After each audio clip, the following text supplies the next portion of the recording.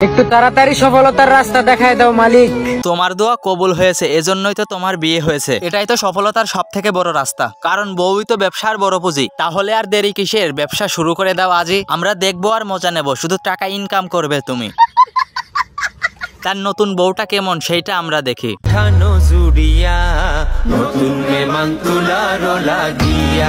বর্তমানে টাকা ইনকামের সব থেকে বড় রাস্তা, সেটা হলো কাপল ব্লগ নামের নতুন বউ ব্যবসা। এই ব্যবসায় লাগে না কোনো পুঁজি, দরকার শুধু সুন্দর একটা বধূ। এই ব্যবসায় হয় না কোনো লস, তাই তো দিন দিন বাড়ছে বউ নিয়ে ব্লগ। এরা বউ নিয়ে কি ভিডিও করে সেইটা আমরা একটু দেখে আসি।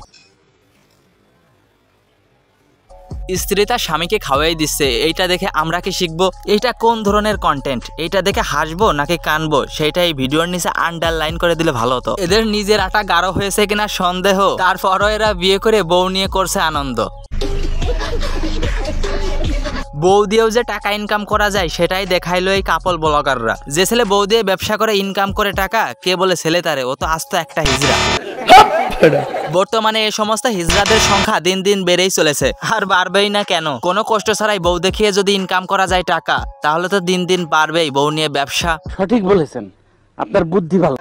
কি ভাইয়া, ফেসটা চিনা চিনা লাগে?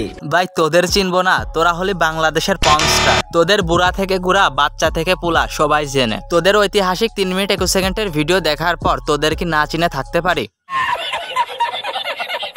চলুন আমরা দেখে আসি ওমর ভাই কাপল ব্লগারদের সম্পর্কে কি বলছে।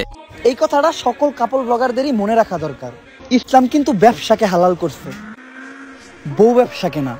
ওমর ভাই এইটা কিন্তু সেরা। এরা হয়তো বউ ব্যবসাটাকেও হালাল মনে করছে, এজন্যই হয়তো মানুষ বিয়ে করে কাপল ব্লগ করছে।